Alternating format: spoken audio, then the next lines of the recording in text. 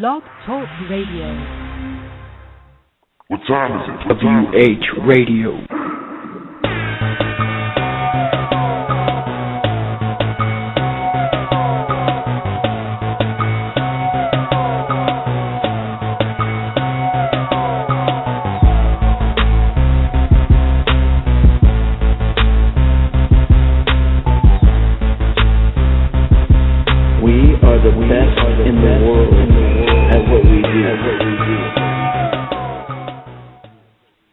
Back to WrestlingHeads Radio, you guys skits, and I'm here with Oscar and Tom. And what's going on, guys? What's going on? It's showtime, folks. Hey, Mr. Tom. Let's get into it. I hope everybody's listening to WH Radio and not watching the Home Run Derby, because the Home Run Derby right now is garbage. Let me just say that. Todd Frazier. Never even, I watch baseball, and I've heard, Todd Frazier's name come up twice, and he's in the finals in the Home Run Derby. With one homer he got against Giancarlo Stanton. Disgusting. Exactly. But yeah, man, today... Let's hop into Monday Night Raw. Yeah, definitely, dude. Tonight, Monday Night Raw came on. Basically, this was the go-home show to Battleground. Me and the boys were actually talking about this before we actually went on air, and I wasn't feeling the show, but there's a lot of stuff that we can talk about, what storyline is going to lead on to this. But what do you guys think, Tom and Oscar? Well, I don't want to say this Raw was terrible or good. It was in between, you can say.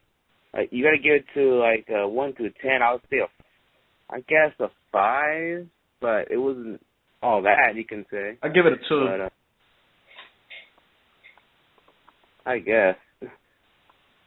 But when we get to more into it, maybe I'll tell you why, because we're going to be talking about the big thing that everybody's talking about on Twitter and all that stuff, that big announcement, so we'll get to that later. Yeah. Yeah. Well, Raw opened up with Sheamus versus The Miz. That was actually the first match of Raw, and to me, the match wasn't all that to me. I was like, whatever with this match, and this match just shows to me, I guess they just wanted The Miz to go over and make it look like he's going to win the Intercontinental title, but, sadly to say he's not. and I'm assuming they're going to have a rematch tomorrow on Main Event on the network. So, I don't know. That to me, it looks like they're trying to make like if The Miz is going to win this Sunday. Which is a negative. Which I really would, which in a few minutes, we will talk about the Intercontinental Battle Royal and everybody's predictions on who he thinks is going to win on that, because both guys are competitors in the Battle Royal. So, but yeah, honestly, I don't even want to go over the whole Sheamus Miz match because nobody really cares about the Miz. And yeah, exactly. There's maybe the fucking 5-year-olds care about Sheamus. So. Yeah. But as Oscar said, Miz got the W. Who really cares what the WWE got going on with the Miz? So we can skip all that.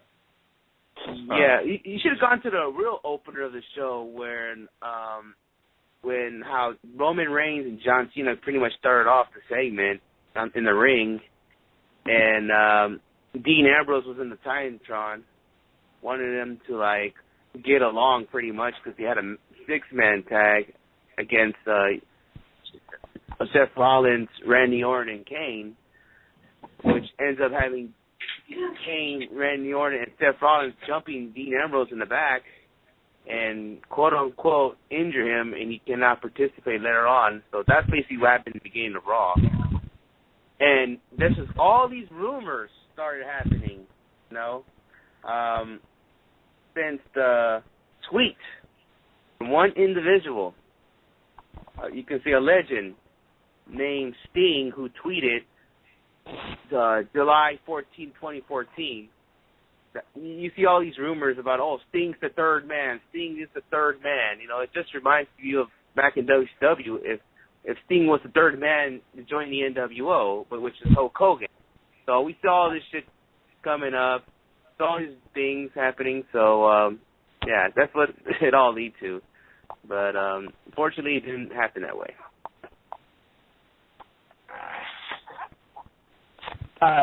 Yeah, I don't know. But I don't know about you guys, but the whole opening promo, with Ambrose, Reigns, Cena, and Orton, Rollins, and Kane, where the hell was Reigns and Cena to help out Ambrose? Obviously, they saw him getting attacked. Did they just stand in the ring and just look at each other like morons? What happened to looking at the Titantron and running to the back to go help Dean Ambrose?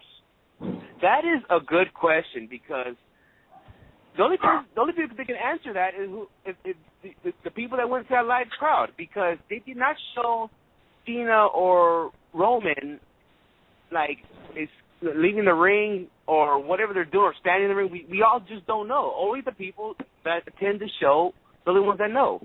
And we all know Cena's like Super Cena, and I'm surprised he didn't run back there.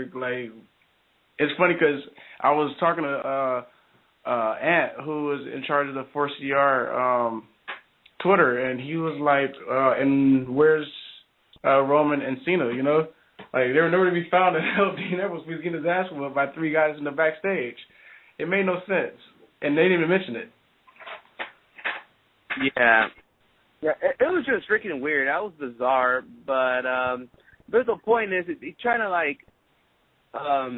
make it seem like Dean Ambrose cannot participate later on. Maybe they try to fool the fans, okay, you hear all these Sting rumors going on. Let's make them think Sting is going to come out tonight and team up with John Cena and Roman Reigns. But, unfortunately, that didn't happen. It's just lately, the WWE been fucking with our heads lately. Like the whole Chris Jericho thing just a few weeks ago. Ended up being The Miz coming out first, then Jericho came out, because everybody heard the rumors Jericho was coming out, so they just want to fuck with us, saying, when Miz comes out, let everybody think we were talking about The Miz the whole time. The Jericho rumor was false. Then Jericho comes out, It just seems like they're trying to fuck with us in our heads, Let me ask you guys a question. I want to fast forward to this real quick, because obviously, for those that watch Raw tonight, Dean Ambrose did not compete in that main event. So do you guys think if Seth Rollins never got injured tonight, which would happen, Ambrose would have got involved later on when they were jumping, Reigns and Cena? Do you think that would happen?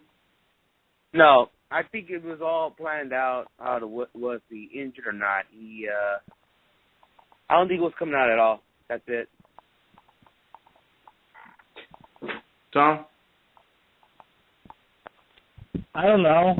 I was going to wait to talk about the whole Rollins injury thing, kind of later on when we got to the main event. But, I think this could work out in the sense that, Ambrose got injured, kayfabe speaking, but Rollins got injured for real. So maybe, they could say that both of them were injured and now the match isn't happening, which, it sucks. But, yeah. I don't know. You just got to see what's going to happen. It's going to depend on the next couple of days with, Seth Rollins to see if maybe, if he just kind of tweaks his knee or, if it's something serious, which, I think we're all going to pray it's nothing serious. Hopefully we get the news tomorrow on main event and, they'll let us know, or hopefully we get it, as soon as possible on one of these websites, that we can find out what's going on. But,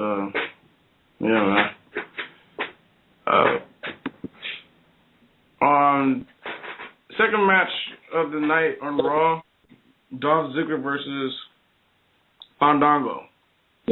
I Oscar actually wanted to talk about this. He had something he wanted to say about this. Yeah, it's been the last couple of weeks that this whole Fandango, Summer Rae, and Layla thing, this triangle angle, you can say. Now it just went to now. If you catch SmackDown, Layla is no longer with Fandango, and she ended up dancing with Summer Rae, and then now they seem like they form a duo. No lesbo couples, all you sick bastards, if you guys are thinking that. It's not the Attitude Era, remember that. They just form a duo to go against Fandango, which what happened to Raw tonight, they were dancing on the table, not stripper status, if you guys are thinking that. And that pretty much cost Fandango the match against Dolph Ziggler, which after the match, Dolph Ziggler ended up dancing with, or whatever, leaving with Layla and Summer Rae, and Fandango had a look like he had a down look, like a disappointment look, like I don't know what this means, that they're gonna kill off the Fandango character now, or I don't know what's behind there. I actually want to say something about this whole Fandango. I mean, it's kind of dead, to be honest. I would have thought the WWE would have, kept Fandango as Johnny Curtis himself, his original character, because this shit ain't going nowhere. This Fandango shit didn't even last. Well, Johnny Curtis was going nowhere. I mean, Johnny Curtis probably would have went somewhere. I mean, he probably could have. Yeah, because I remember how he debuted. He was doing all these little riddles or whatever, like I'm a hole in the ace and all this stuff, and he came on debut, and then it didn't go nowhere. So they just had to change his character with this Fandango thing. It worked for a bit. I don't want to know if the concussion really dropped the ball there, because he was supposed to win the Intercontinental title instead of Curtis Axel, and that pretty much hurt him right there. And now he lost the Curtis Axel is now. Yeah, I know it's Curtis Axel is now, and now he got no Summer Rae, no Layla. So what does this mean? Is he gonna change a character now? Maybe he's gonna return to Johnny Curtis. How do you guys? Or maybe Fandango, because he's kind of been not a comedy character, but he's been kind of a joking around. Maybe he kind of goes more serious. He doesn't do the dancing anymore. He just kind of goes crazy now that he doesn't have any dancers or whatever. I don't know. But I gotta say, listen, everybody gives the WWE a lot of shit for the treatment of Dolph Ziggler, which I do as well. But I mean, come on, is the guy really having that bad of a time? He's on TV with Summer Rae and Layla rubbing up on him. I think he's doing pretty good for himself. Oh, you know what? Speaking of Zig, I wouldn't mind if they kind of switch Zig up a little bit. He can still be the same show-off Dolph Ziggler, but he can show up with two girls coming down the ring with him. Yeah. Yeah, and going back to what Tom just said about Dolph Ziggler, to me, it just seems like they just want Dolph Ziggler to be almost like in the world title picture, or why not he's in the Fatal 4-Way, something like that. To me, that's what they want for Dolph Ziggler. To me, yeah. I don't think he should. I don't know if he should be in that spot right now. I mean, I think he's good where he's at in the mid-card area. He could be one of the top mid-card guys. Yeah, that's what I'm trying to say there, Skits. Yeah, he should be in a mid-card, maybe in a kind of title feud. So we'll see what happens in Battleground with the Intercontinental title and with Dolph Ziggler. So maybe he'll be the first one trying to get that title. Maybe at SummerSlam he'll get a title shot. Who knows? Yeah, look, I definitely wouldn't be upset if they started a new little look with Zig coming out with those two beautiful young women. So next match you had the Usos. They're supposed to go against Heath Slater and Titus O'Neil, but we know what happened there. They got attacked by Luke and Eric Rowan, so that match didn't happen. Okay. First of all, was this a new tag team now with Titus O'Neil and Heath Slater? Because it seemed like they formed last week. Now they're actually teaming up. So, is this a new tag team going on? Like, how are they a tag team? Like, they just randomly, like, paired them together? Yeah. I feel bad for Heath Slater. Heath Slater could be a perfect mid-card kind of guy. You know, he doesn't have to be a jobber, but he doesn't have to be, you know, a mid-card, you know, who wins all the time, kind of like a Sheamus. He could be a mid-card guy who gets into some feuds, and, you know, he can be funny. He can go in the ring, and he's also a great seller, and he makes his opponents look like $1 million. And it just sucks how they're treating him. You know what? I don't think he has a problem where he's at right now. Like, I don't think he's the type of guy who goes backstage and complains, like, why am I getting pushed, all that shit. I just think he's just happy where he is. I heard that remember when they were pumping that Raw 1000, when he was, every week you guys ass kicked by a legend? I heard he was willing to do that. Like, he was really participating again. They're like, hey, give me a legend every week, I'll get my ass kicked, whatever. He was willing to participate that. So, yeah, ever since Danny got him, like, jobbing away, and then get the 3MB thing, now he has his new... 3MB was getting over, too, before Drew and Ginger got fired. Yeah, so, I don't know, this whole thing with him and Titus O'Neil, that it's going to be kind of interesting in a way. I think it's just some random shit, you know, just some random guys just tagging up so they can lose, to be honest with you. Yeah. It's definitely not a big deal. Now I didn't see this last week. Those Uso shirts that they were wearing tonight, are those new? Those are definitely new. They look like such shit. Oh my God. They look like Cena copy shirts. And exactly. You know what? Maybe that's all in good. Maybe the Usos are going to make a lot of money off of that. But in my opinion, it just looks terrible. It looks like John Cena's shirts, just with their faces on there. Like, come on, Usos, come up with your own swag. Come on now. But the Usos got attacked by Eric and Luke. Basically took them out. So looking like Eric and Luke is going in strong for Battleground, which we'll get into a little bit. But next matchup. Actually, it wasn't a match. It was a segment, which you two loved it. I'm going to be honest with you. I turned to the Home Run Derby. All right. Well, what you're talking about is the Swagger and Rusev. They have a little, like, almost like a debate of the countries, something like that. And it was great what how I think it all started off when Lana was basically bashing the USA, saying, you're stupid, you people are stupid, and all this stuff, and the history of the USA, pretty much disrespecting the United States until Seb Culture talked about his past, like I was laying on mud in a jungle, and there's bullets thrown in my head, but I swear I would not, I swear that I will protect this country and all this stuff. I guess talking about, like, military talk, whatever, and then the crowd pretty much got over what was Seb Culture and the whole Jack Swagger thing until Jack Swagger attacked. I think Russo tried to attack Swagger, and then he gained the ankle lock. The crowd went nuts.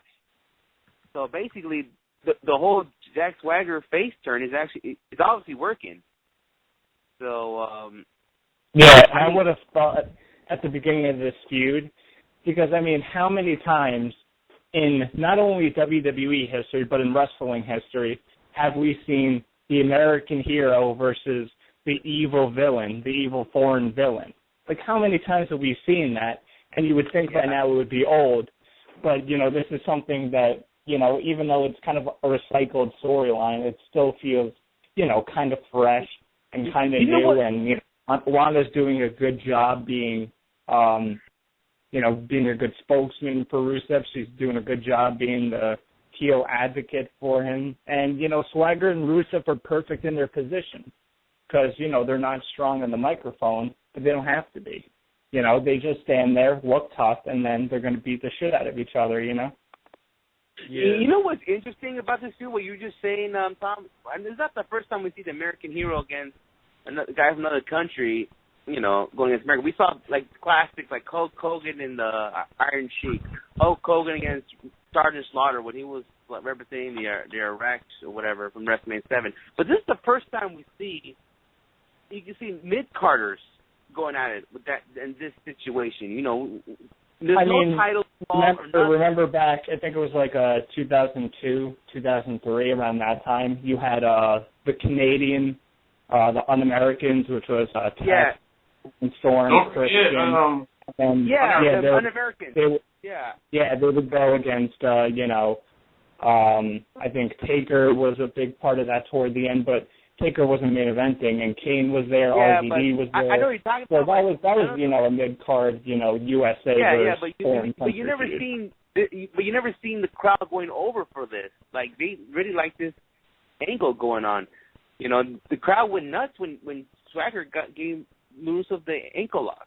Wouldn't you remember the Undertaker getting that kind of reaction, for like tombstoning Test or whatever? Because I remember I was at one of these pay-per-view events when the Un-American had a match against, I think it was Bubba Ray. I don't remember, it was like a 6-man or 8-man tag, whatever, and then it was pretty much an opener, that Unforgiven pay-per-view I went back in 2002. I know it was mid-card thing, it was like a stable thing, but to me that kind of reminded me of the whole DOA against Los Boricuas type angle, but this is like with two single guys getting it on, fighting for a country, and it's a mid-card status, and there's no titles involved in this rivalry.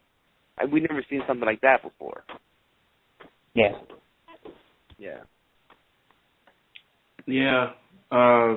Definitely looking forward to see Rusev actually get it in an actual wrestling match instead of jobbing somebody. So, Battleground. I don't know if you saw that match on SmackDown with Roman Reigns, but it was not bad, actually. Honestly, I haven't got a chance to watch SmackDown lately. Yeah, check that out. It was actually a good match, but the ending was stupid. What was the fucking ending? Because it ended in a disqualification, which, you didn't expect, Rusev or Reigns to lose. You know what I mean? Yeah. Next match, we got ADR versus RVD. I love both these guys. So, their matches together, they always have great matches together. This is another one of those things that trying to pump up the Intercontinental Battle Royal match this week at Battleground. Are you surprised to see Del Rio win? I don't mind seeing Del Rio win, to be honest with you, but I don't think it's going to happen. No. I said, were you surprised to see him win this match? Not really. I mean, we said this last week. RVD is there. It's a job. Or help these guys pushed over, I mean, that's pretty much what RVD is there for. He's not there just to come back, get a world title contender, or WWE wants them to headline WrestleMania. No, he just want to push these young guys or help them out, get these guys over. That's basically what he's there for. I know you just said what you just said, but ADR doesn't really need to go over RVD. He can lose and still, Yeah, but do you feel that our ADR needs that win more than RVD? Neither one of them need to win, but I thought they would give it to Rob Van Dam because he's Rob Van Dam.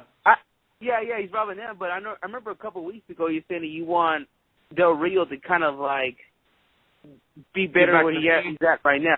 Yeah. So, like I said, you remember the question I thought you asked me about if I mind Del Rio winning the Intercontinental title. I mean, I'm pretty sure you don't mind that either if he wins the Intercontinental title this weekend. I mean, if he wins, I don't think you'll be disappointed. I know you'd rather have Cesaro win it, but if Del Rio wins it, I mean, I wouldn't be pissed off or anything, Yeah. And that's another thing, Del Rio, he's such a great in-ring worker. People don't talk about that enough, about how great of an in-ring worker he is, He'll make mistakes once in a while, but for the most part, he's just one of the most consistently solid in-ring performers that the WWE has right now. And it's a shame, where he is right now, because Del Rio could be a main event guy easily, I would have loved to see, a Daniel Bryan's Del Rio feud, for the WWE title. I would have loved to see that. That would have been something cool, but of course, WWE doesn't build up Del Rio as a threat, so we never got to see that really. I tell everybody that Del Rio can fucking go. Guy's very technical. He's very technical in the fucking ring. Great fucking wrestler, and he needs to be recognized for that shit. And people need to stop judging him by his promos and just pay attention to what he can do in the ring. So. And his promos aren't even that bad either, you know. It's not like he gets a say in what, you know, his promos are. For the most part, you know, his promos, you know, are a little bit repetitive. You know, when he was World Heavyweight Champion and WWE Champion, they were repetitive, you know. It's my destiny, but you already knew that. And you would do the wink. But, you know, it was some, you know, it wasn't bad promos, you know. Look at a guy like, you know, I would take Del Rio promos over bullshit John Cena promos any day. Oh, same here. Same here, for sure. Divas. Might as well get them over with. Let's talk about both Diva matches, and just get this over. You know, so we have Nikki Bella still being pushed and shoved on fucking TV. So you have her go against Cameron and Alicia Fox. You have her going against the fucking cocky bitch and the fucking crazy bitch. And well, you know, they're going against a girl who can wrestle in Alicia Fox and a girl who is pure shit in Cameron. Bum. She's a fucking bum. Fucking Cameron, you're a bum, by the way.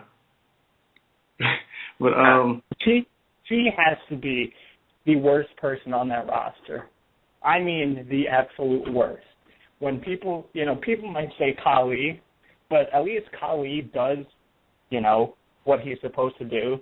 You know, he's a fun giant, you know, and he used to be a monster, you know.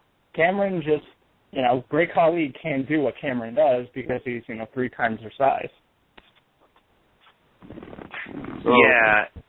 Yeah, and it was funny, Tom. I don't think people don't like her backstage, how the way she got into WWE. I mean, like she's not really knowledgeable about the business that well. I mean, you know, we saw Tough Enough what happened. Her favorite match of all time was, or what the greatest match of all time was, supposedly.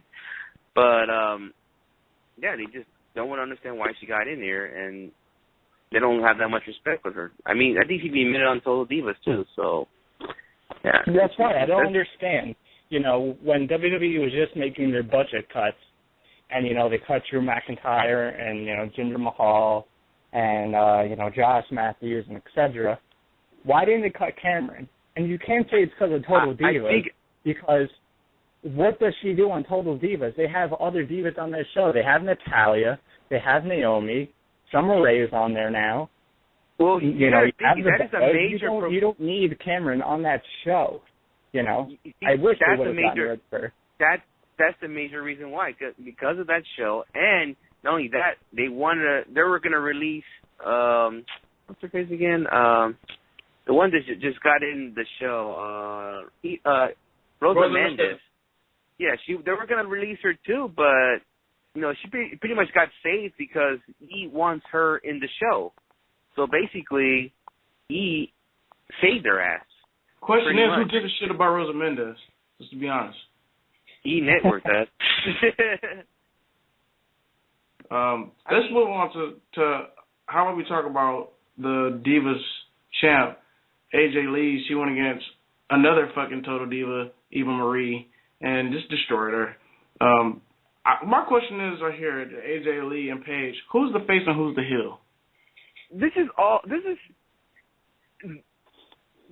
gonna find out that answer this weekend at Battleground, because to me, Paige is gonna turn on her somehow. Paige is just kissing her ass, being her BFF, whatever. But I got a feeling this weekend Paige is gonna freaking backstab her, because she's gonna find a way to get back that Divas title back, and this rivalry is gonna continue on. You know, I mean, we're gonna see possibly a 3-month feud between this AJ is the new and Trish Stratus, Mickey James feud right here.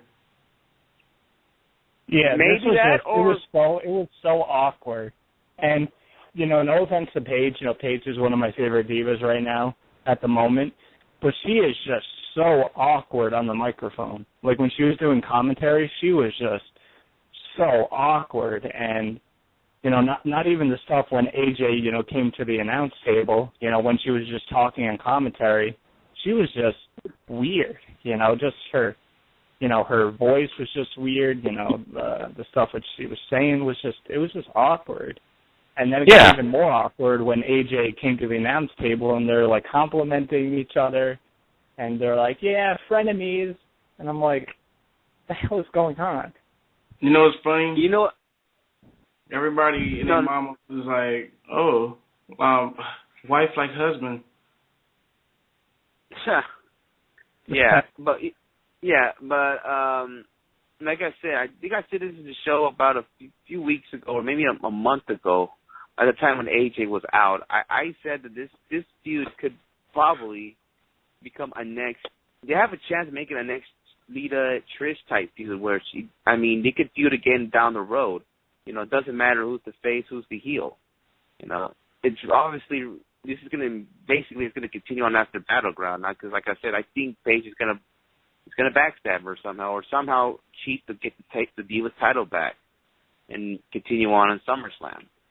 So I'm with it. I'm working. Yeah, hey, this could be a WrestleMania match. You don't know. By the way, girls, as they're wondering, Emma was backstage, sitting patiently waiting to get her feet wet again. So, all right. Cesaro versus Big E. What the fuck are you guys doing to fucking Cesaro, people? I don't even know where to start. Hey, you're this fucking bum. You're this fucking bum. E Langston win. Come on, y'all. What are y'all doing, my boy? He loses a couple Kingston 2 times straight on the Raw. What is going down?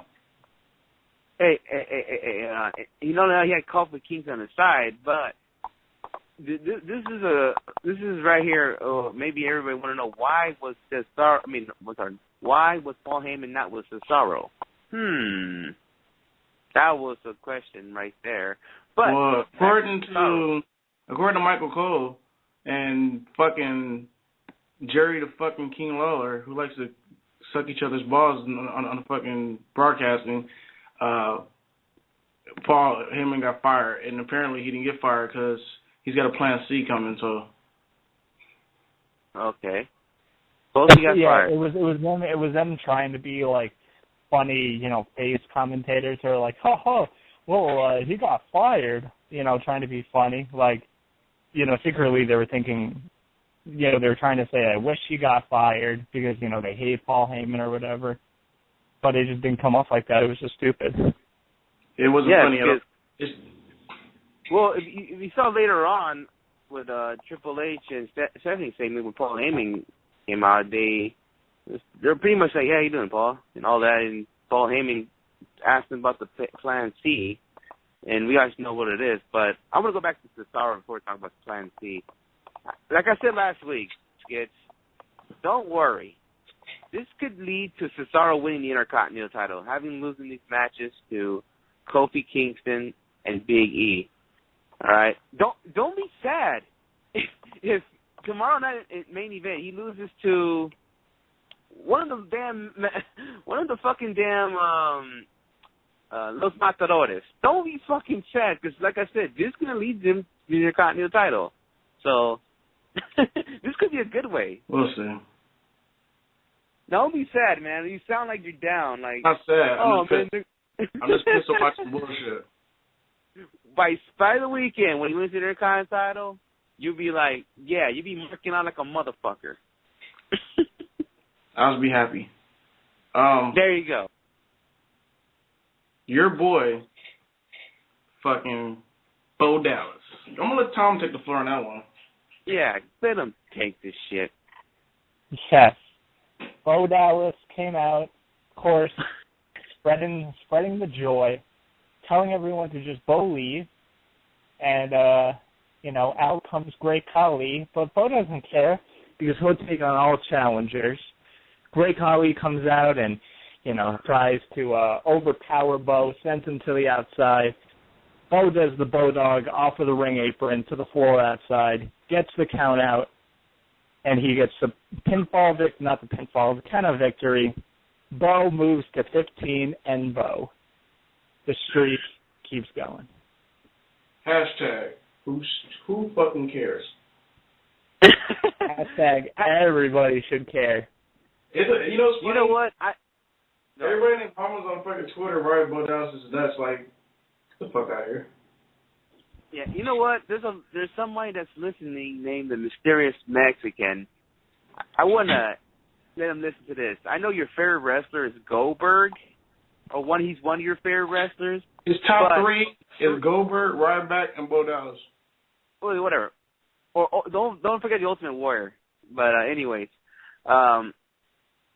Mysterious Mexican, I know you're listening, but Goldberg's streak is in jeopardy because Bo Dallas might break it. and within a couple weeks, Bo Dallas will be close to the Undertaker streak, equivalent to his WrestleMania streak, and people will say, Undertaker who? And everyone will be bullied. I think let's see if he can beat Goldberg's streak first for the Undertaker's. But anyways, should we talk about the whole announcement they made today, the big announcement? We'll get to that as soon as we're done with Raw. But woo! The boy was back, styling and profiling. Woo! Nature Boy, Ric Flair, Four Horsemen, part of the Elite. Yes. Part of the Elite stable. The Four Horsemen, the man, the leader himself. Nature Boy Ric Flair came, and I just don't understand what this promo was for. It's pretty damn short, but he made an appearance, and he basically predict that John Cena's going to win this main event in a couple of days. How drunk was Ric on a scale from CM Punk to the Sandman? How drunk was Ric Flair? He's always drunk. I suppose the Sandman. But anyways, you know when he was dancing around Renee and all that, I was thinking, don't tell me he's going to strip his clothes down like he did in WCW, please. Don't do it. Because that arena they're in, it seemed like a Nitro arena. But it had like Nitro feel to me. And when Ric Flair came out doing those little fucking dances or whatever he does, Ric Flair what's next? I don't know, whatever. He's dancing around the West. He's gonna strip down and fucking do an elbow on this T-shirt. I don't know. I love it when Ric Flair. Hey, speaking of Ric Flair, let's go back to this Ric Flair promo like we did at WCW. Remember when he took off all his fucking clothes and just had his boxers on and elbowed the fucking mat? Yeah, that's all. That was saying. Like, yeah, that was classic Ric Flair. Hey, this is just like weird Ric Flair. I put the GIF up. Watch out, Renee Young. Yeah, watch out, Renee Young. But yeah, basically he was just there just to, I don't know, just to say, oh, John Cena's gonna win this weekend. And not only that, that's when the main event was about to start. Then they got Roman Reigns coming in, just showing Ric Flair respect. Ric Flair was walking to the back, and then John Cena's music hit. And and then Ric Flair was doing some crazy ass dance during John Cena's intro music. And it was funny that how John Cena carries the two titles. Well, he had the WWE title on his waist. He gave the world title to Ric Flair, and he ran down with the WWE title only. So people were saying, "Oh, that's the end of them carrying the world title," which I don't know. I doubt it. He just pretty much gave it to Flair because he's best known carrying that title. So that's basically it. I don't think it's the end of, John Cena carrying two titles or any wrestler carrying the two titles. Yeah, we'll see. Come Sunday. But yeah. I'm want to go ahead and get into the main event, Tom? Yeah, main event. Of course, because of the attack earlier on Raw, it was only Roman Reigns and John Cena in a handicap match against Kane, Randy Orton, Seth Rollins. Pretty decent match, you know. Each guy kind of went back and forth with each other. Roman Reigns brought in the hot tag to John Cena. John Cena ran wild with brother. And match ended, you know, with a no contest.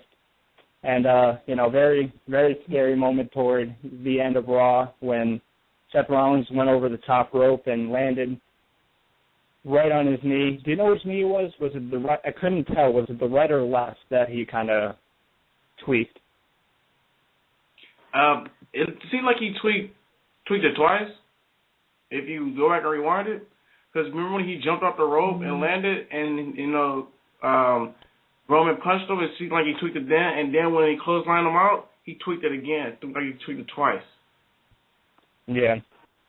So hopefully that like we said earlier, it's nothing serious. Hopefully it's maybe something that could be healed in a couple of days, or maybe even a week, and he could still go at Battleground, and it's not going to be anything long term. But Raw ended when each guy kept hitting their finishers. Roman Reigns speared John Cena by accident, and then Kane threw Roman Reigns to the outside, and Randy Orton hit the RKO on Kane, and then Roman Reigns came back in and speared Randy Orton, and that's how Raw ended. Yeah, pretty much. And I'm going to go back to Seth Rollins. If he's seriously injured, I mean, that's a bad time for him to get injured, because they gave him the Money in the Bank. They did all this stuff for him. That will suck for him big time. I don't want him to end up like Mr. Kennedy, a.k.a. Mr. Anderson. When he had the briefcase, he got injured, and somehow he lost his pledge, and what happened? Edge ended up cashing in, and he won the world title. So, I mean, yeah. So I don't want nothing. Hopefully, this doesn't hurt Seth Rollins at all. So let's just hope he's okay. Yeah, just gotta hope it's nothing serious. Yeah. But of course, we left this for the end, I'd imagine. But on Raw, we got a trailer for the special guest wrestler. Oh, we're gonna. Tom, hold on a second. Smartcast tweeted we forgot to mention one thing about the Chris Jericho and Bray Wyatt segment. I mean, I don't know why he wants to talk about this, but this basically what it was is that Chris Jericho talking about his whole career and what he'd done in this, how he became the first undisputed champion, 6-time world champion, until Bray Wyatt came out and noticed that he had a black eye, because what happened to him over the weekend with Ric Flair busting his eye open. And I guess I'm assuming that Mr. Smartcast that's listening liked that promo a lot, because Bray Wyatt is really great in the mic. And basically he sent Eric Rowan and Luke Harper to go after him. It failed, and Bray Wyatt attacked him from behind, and there you go. Basically that was it. The ending with Bray Wyatt on his knees saying, yelling out, "Follow the buzzards." And there you go. The Wyatts and Chris Jericho, they're gonna be, well, not the Wyatts. Bray Wyatt and Chris Jericho are gonna have a match, Battleground. See how that's gonna turn out. Hopefully it's better than that NXT match they had. Let's not forget. Yeah, and I'm expecting this feud to last a month or two. I'm kind of thinking that they're gonna have the match at Battleground, and maybe a match at SummerSlam, and then the feud kind of blows off at Night of Champions. That's what I'm just thinking. Maybe could happen. Plans could always change, but obviously Chris Jericho wants to get Bray Wyatt over, as a serious threat in the WWE. And, no matter how many times Chris Jericho comes back, the fans are still going to love him and still going to know, his place in WWE history and that he's a legend. And I think this is, like I said, perfect timing because, Bray Wyatt just got out of that whole feud with John Cena, in which John Cena won the feud, which didn't make sense because John Cena didn't need to win the feud. Yeah. Oh, I think this is going to be it's going to be a rebound for Bray Wyatt to kind of get back on track. And not only that, you got to remember, if it wasn't for Chris Jericho, he probably would not be in the main roster right now because that NXT match, he told Triple H, hey, you got to bring him in the main roster now. You know, basically, Jericho's the one who made all this, pretty much. So he pretty much helped them out. But anyways, Tom, about the trailer you were talking about. Yes, so, of course, last year, the special wrestler or superstar for WWE 2K14 was the Ultimate Warrior. This year, it was revealed tonight on Monday Night Raw. We heard the music. We saw the video. Sting will be the special superstar on WWE 2K15. And, you know, everybody speculated on Twitter that this is what the 7-14-14 was about, that this whole thing was for Sting, and, of course, everybody was right. So now Sting's going to be in WWE 2K15, the first time that Sting will ever be in a WWE video game. Yeah, you know what? Think about that. It's crazy, you know, when you think about, you know, all the legends who have never been in the WWE.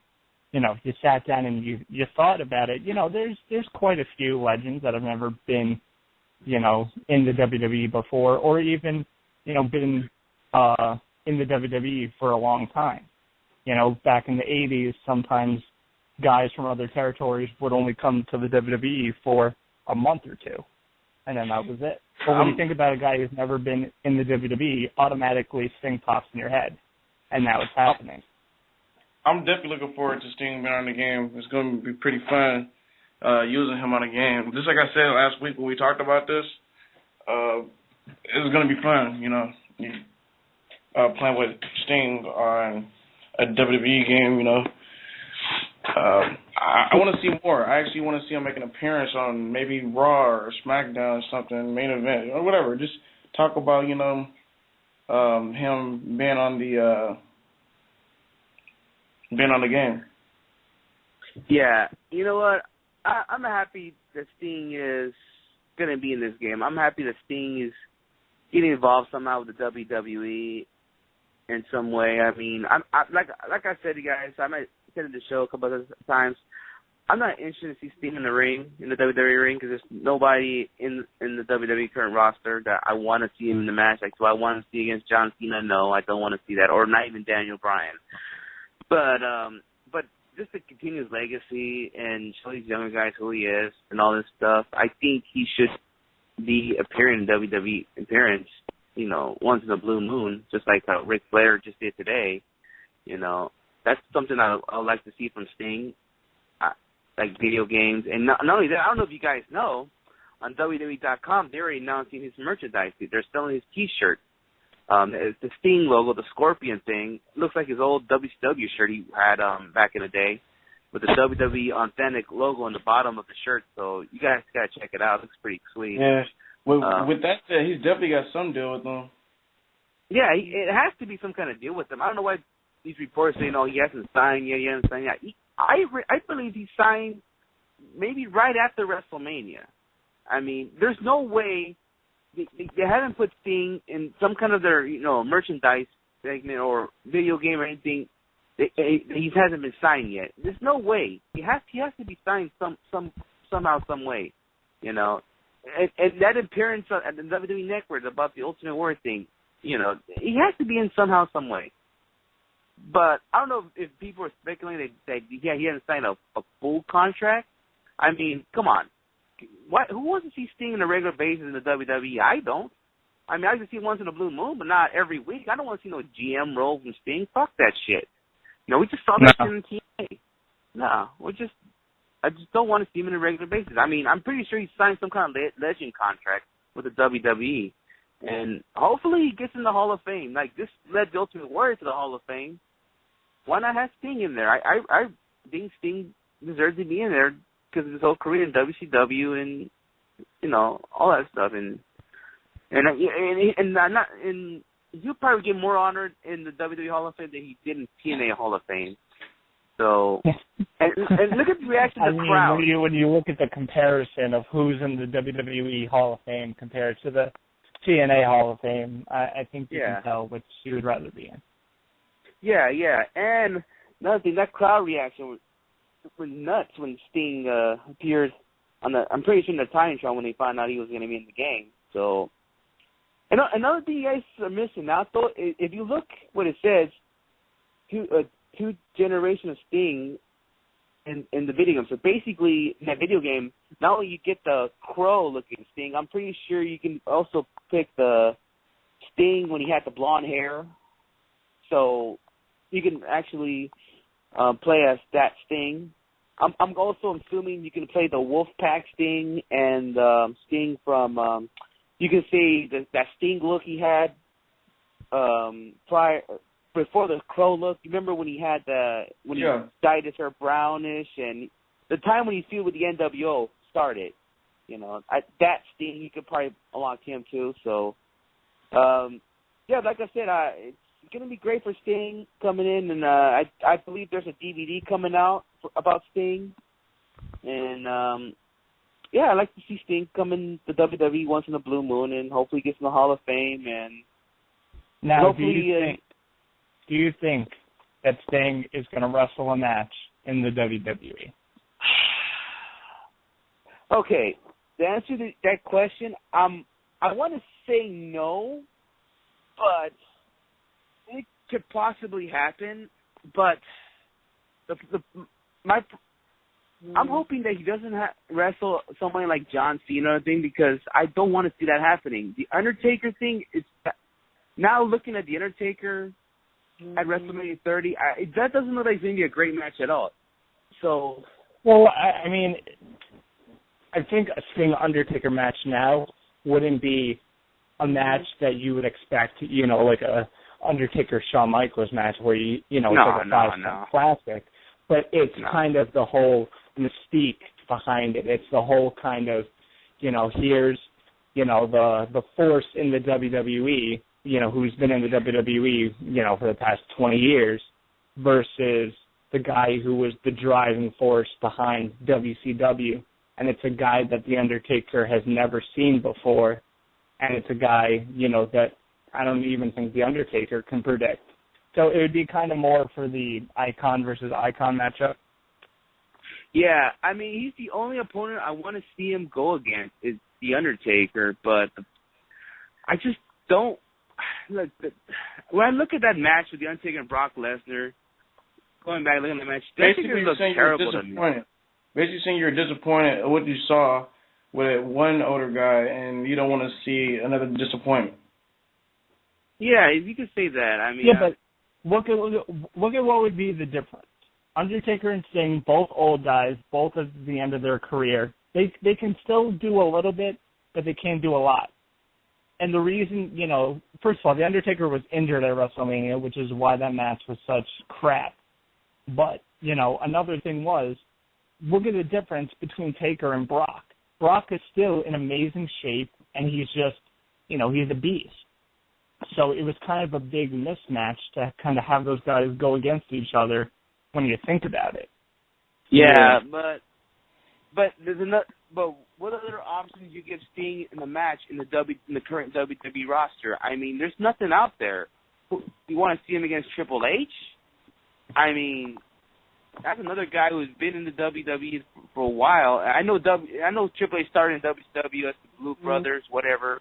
But then there's nothing else. Like, there's no one else out there. I'm not even interested to see a Sting versus Daniel Bryan match, and I think Daniel Bryan is probably the best. That would be too much of a mismatch. Too much. Yeah. So there's really nothing I want to see Sting going against. You know what I mean? I'm gonna have to agree with him. There's really nobody out there. Taker. I mean, Kane. I mean, it's basically the 2.0 of fucking Undertaker, but not as good. But I'd probably be like, there's got to be somebody that's kind of like Oscar. Really, I think both of them just hang it up. Yeah, hang it up. If Shawn Michaels is still around, maybe HBK.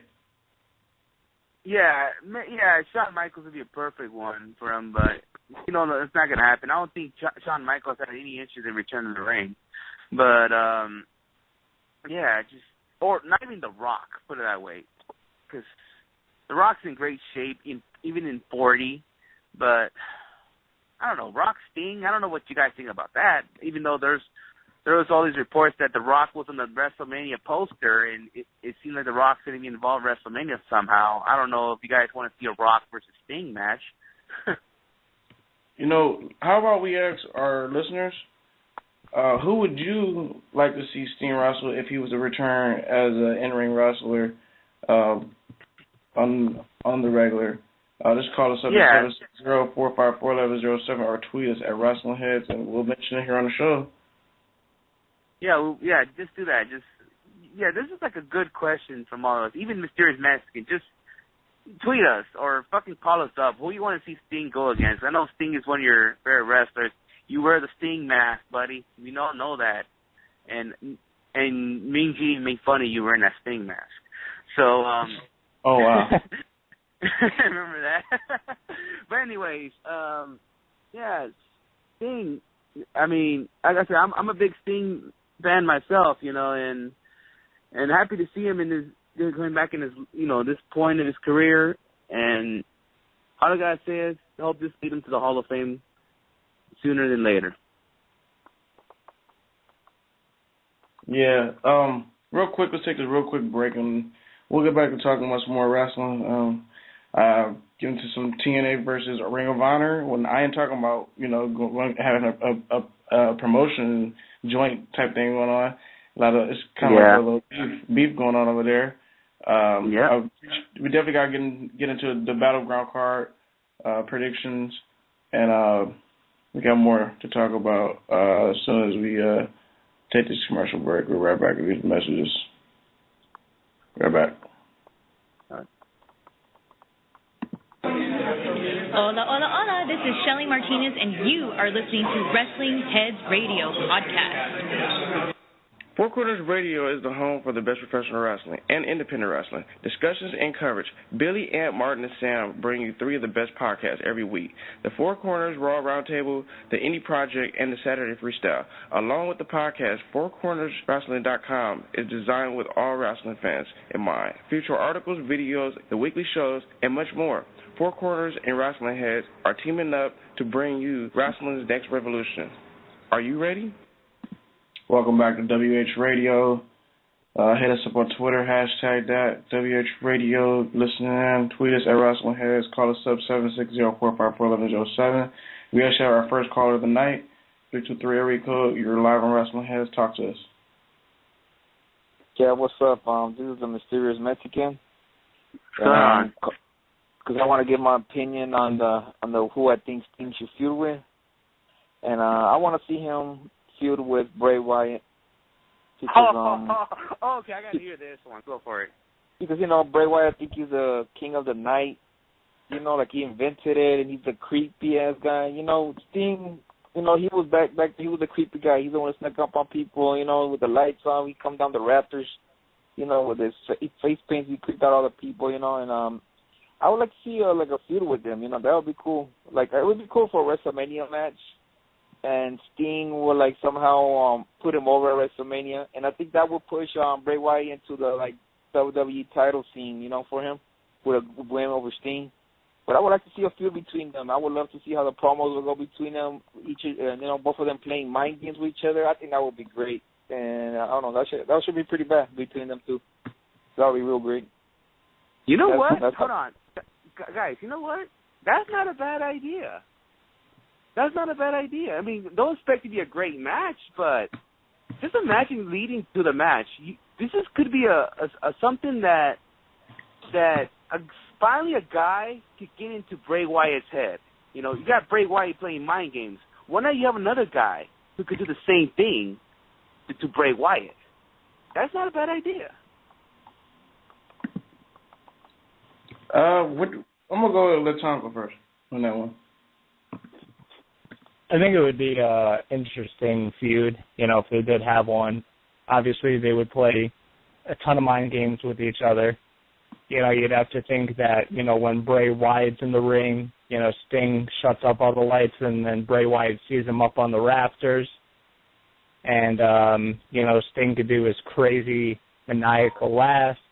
And then when Sting's in the ring, Bray Wyatt could shut off all the lights and he comes on the Titantron and does his creepy laugh. And, it would be something to see, You'd like to think that, Sting and when he was doing his crow gimmick against Bray Wyatt right now, that would be a hell of a match. Yeah, I mean, that's how they got to bring Sting back, sort of like the crow thing. You know what would have been so nice? They don't lay a finger with each other until that pay-per-view event, whatever that happens, at WrestleMania or SummerSlam, whatever. That will be sweet because you can have Bray Wyatt and Luke Harper and Eric Rowan, but Sting still kick their asses with the baseball bat. Then he points the bat at the Titantron at Bray Wyatt, not even say it on a word. You don't have to have Sting talk this whole fucking segment. You just have to give him the stare down and everything. Or maybe you could play a little video package, with a whispery voice. That's how you can do that with Sting. So that would be freaking interesting. I mean, hey, Mysterious Mexican, I'll give you props there, man. Yeah, that'd be pretty good, man. Because he can't get over the Super Cena hump right now, and right now he's feuding with Chris Jericho, and so right now he's embarrassing Chris Jericho, but I don't really see him losing to Chris Jericho because I think Jericho too is like one of those legends that comes back and helps out the young stars.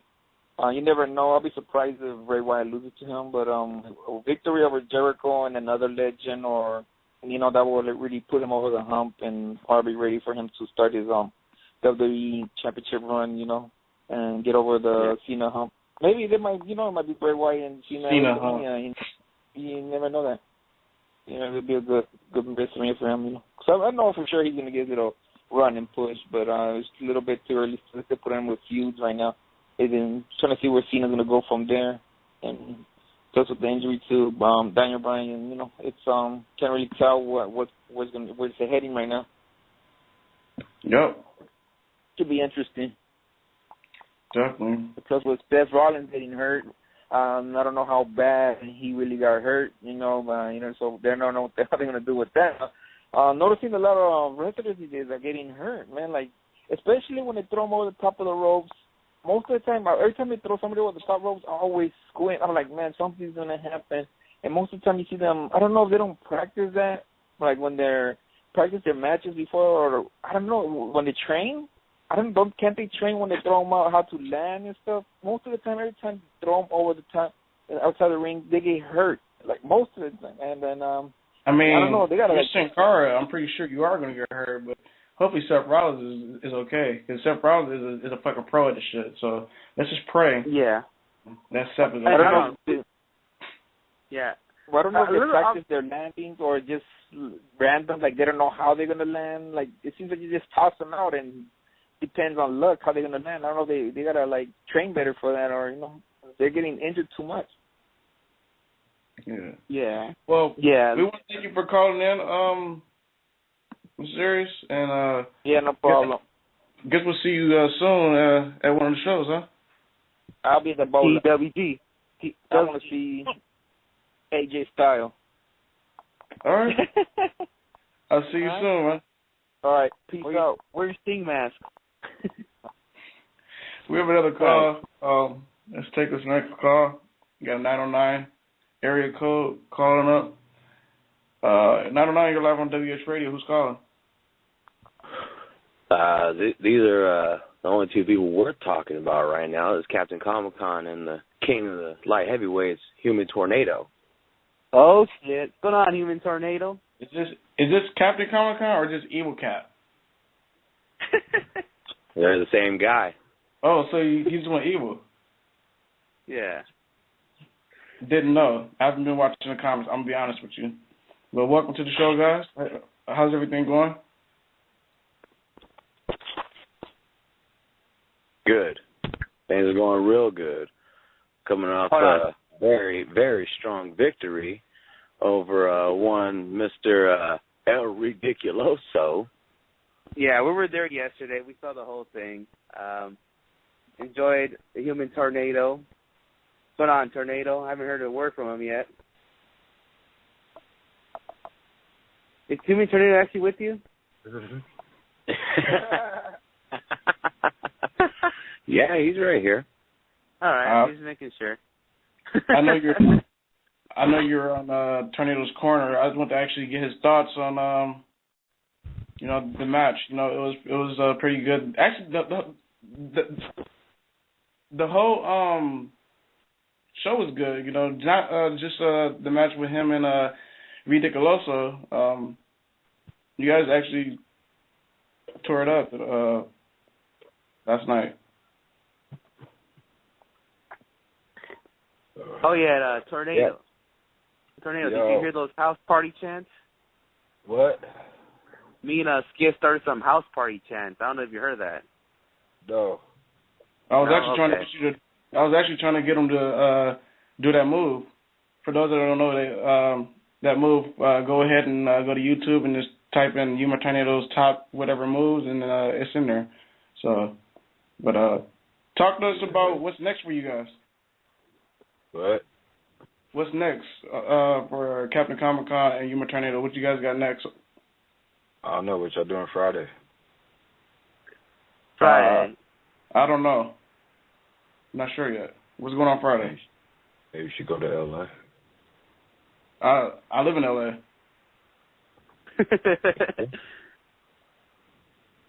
So what you gonna do in L.A. on Friday, Tornado? What?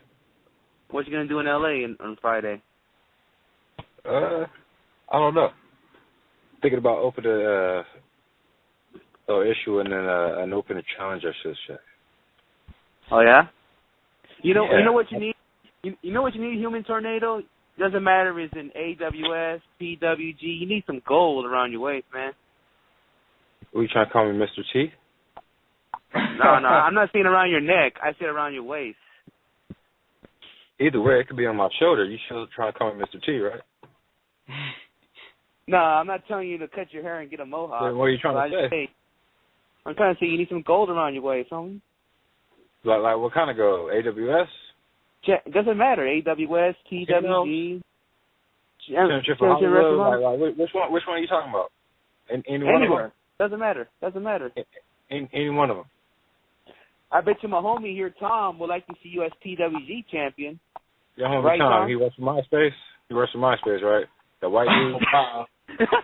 White dude, right? Thumbs up. I don't think that's that Tom. This is Tom from WH Radio.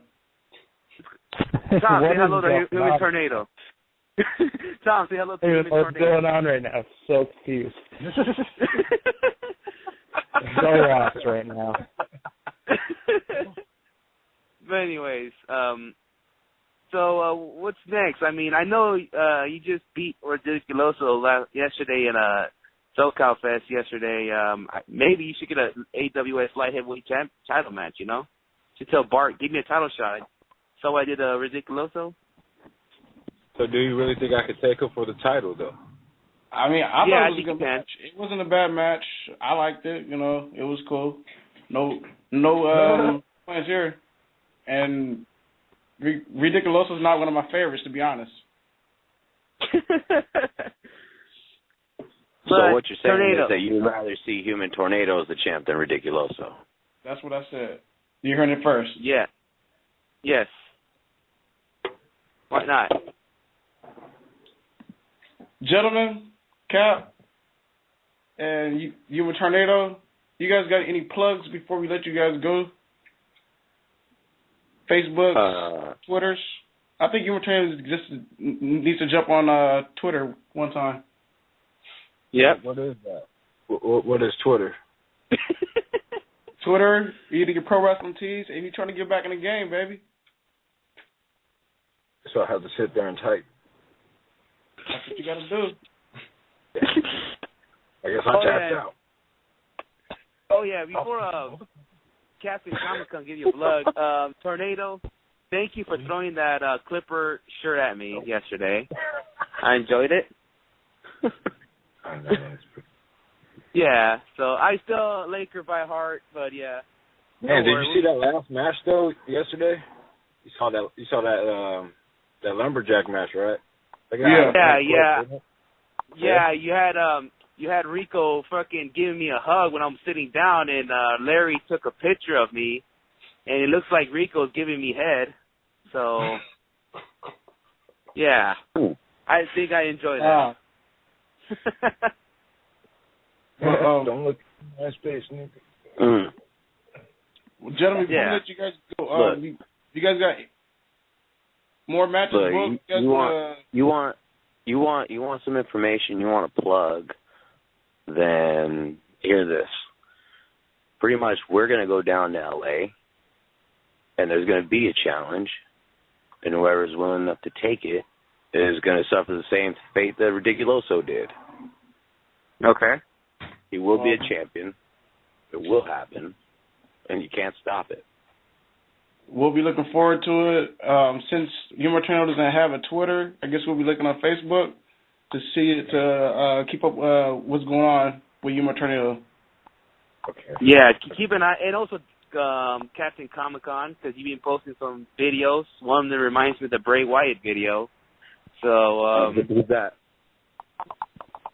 So yeah, we'll be watching your videos. All right, gentlemen. I guess we'll see you guys soon. Well, you might see us on Friday. Come down to LA, FPW. We'll be there. Oh shit. Where at again? Oh damn. You know what's about to happen right now? Shit. It ain't all right, no y'all. time to singing and rapping right now. All right then. Wow. All right, take care. Human Tornado and Captain Comic-Con. Those are the funny guys. Human Tornado, man. What the fuck, man? I was like, Tom, it's Human Tornado. You're supposed to mark out, man. Listen, I didn't want to get pimp slapped, you know. Oh, you pimp slapped. I've seen the old PWG days when he was doing. He was pimp slapping hoes. He was pimp slapping hoes, pimp slapping bitches. He'd pimp slap anybody. Dude, he pimp slapped fucking Ridiculoso yesterday. Yeah. Hey, listen up though. He ain't gonna pimp slap you all the way in New York, so you're safe, Tom. I know. Yeah. But Human Tornado's a cool dude. And like I said, he did throw that Clipper shirt at me yesterday, so yeah. It's great to see him back in the ring, you know. I actually saw him at another show on Saturday at the triple threat match, but he lost that one, but yeah. Human Tornado making a comeback of the ages. So let's see. Maybe we might see him in PWG one day. Yeah, he had a lot of good matches in PWG, a lot of good feuds. Yeah, and it's funny because one of his fucking moves is called House Party, and I got to show my boy that doesn't watch wrestling that move. He's gonna laugh. But yeah, this whole TNA Ring of Honor thing, these guys hate each other. I wouldn't say hate each other. I would say Ring of Honor, their front office is not liking what they're doing, basically trying to take their talent to TNA. What's your guys' thoughts on that? I mean, if you were in Ring of Honor right now, would you want to go to TNA? No. Okay. Like, when you're in TNA, you're not really guaranteed a big contract. Okay, you might be on TV, but that doesn't mean that, you know, you're going to be handed a six-figure contract. You know, you look at the top guys in Ring of Honor right now, and I bet you they're making, you know, some good money. You know, not WWE money or, you know, not New Japan money, but they're making good money for indie wrestlers, you know. Because, you know, Ring of Honor might not be considered an independent promotion anymore, but, you know, they're still independently contracted. So I wouldn't, if I was a Ring of Honor guy, I would stay put in Ring of Honor.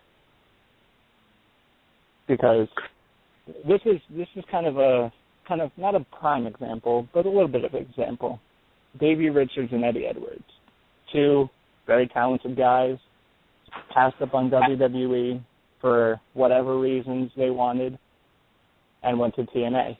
And sure, they're the TNA tag champs, but then when you look at somebody like a Sami Zayn or an Adrian Neville, who came in not a little bit earlier than Davey and Eddie, and look at the success they're having. Yeah. And they came straight, from Ring of Honor in the Indies straight to WWE. Yeah. And, I kind of blame Davey a little bit in the fact that, he said on the Kevin Steen show that he didn't want to go to developmental because, he wanted to still be a paramedic and whatever, and he just said he couldn't do developmental, for other reasons. And I don't see why he couldn't. When you're in NXT, you're not working a tough schedule. They tape, one day they'll tape, a month's worth of tapings, and then maybe you'll do a couple of house shows in between, little house shows. But other than that, they're mostly training and just, getting ready to, master their craft. Yeah.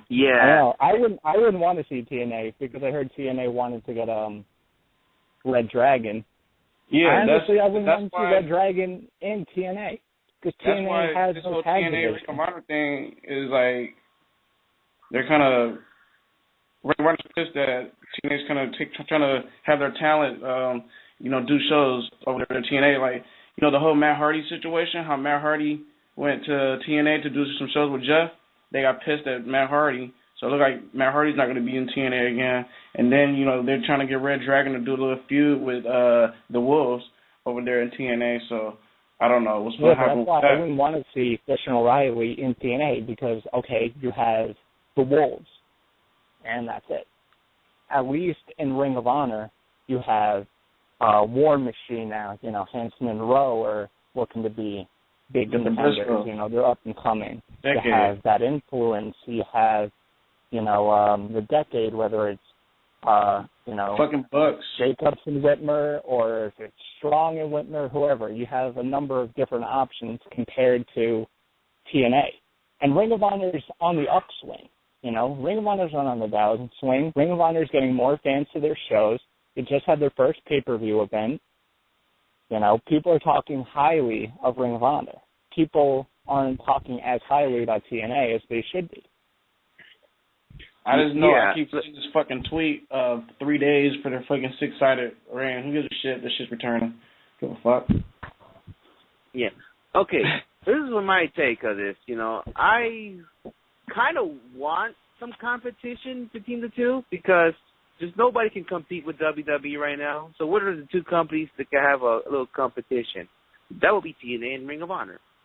I understand that. Yeah, but they wouldn't even be competition. Nobody will ever compete with the WWE.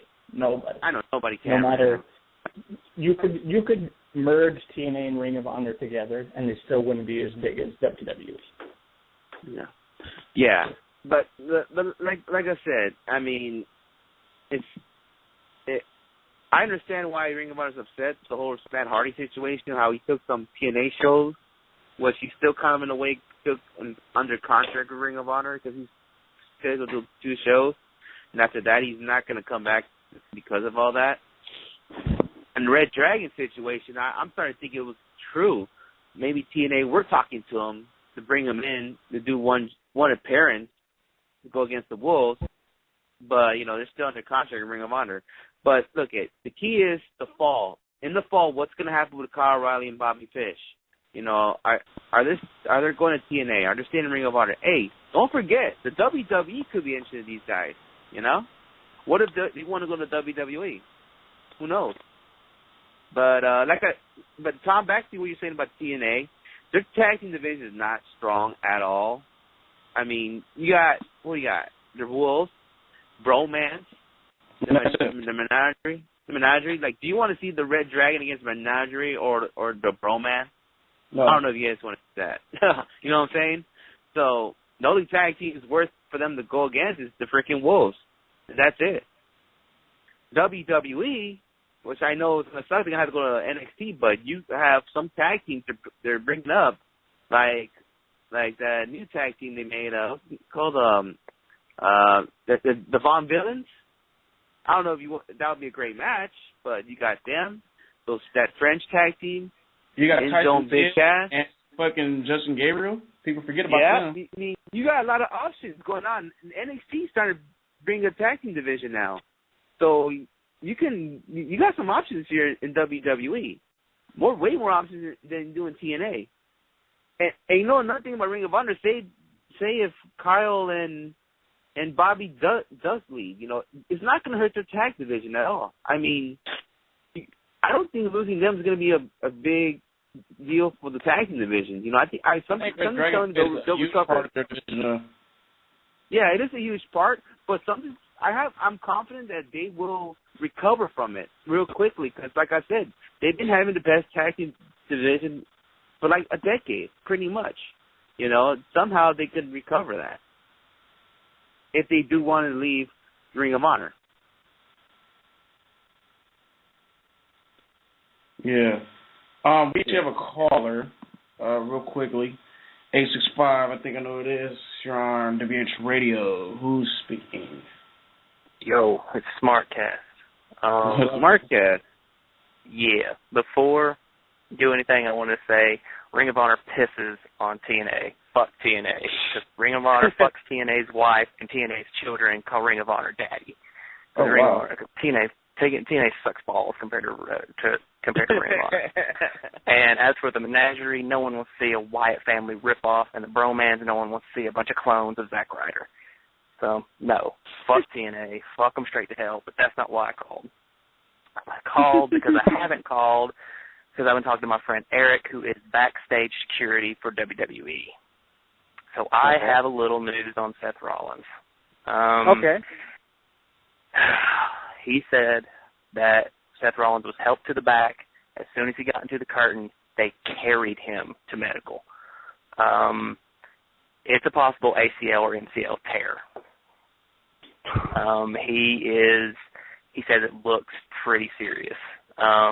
They carted him off to the ambulance in a wheelchair, and they'll get the MRI results back tonight and have news tomorrow. The good news is that this is on Seth Rollins' already injured knee from Ring of Honor, where he has tweaked it many, many times before, so it could just be a simple tweak. But he said the way they were examining it and how much pain Seth Rollins was in, he thinks it's serious. Yeah, because I've tweaked my knee before, and when you just, and you've injured it before, just a little tweak can make that knee feel like, 1,000 knives sticking in there. And it's not even a tear, and you can't stand on it or anything.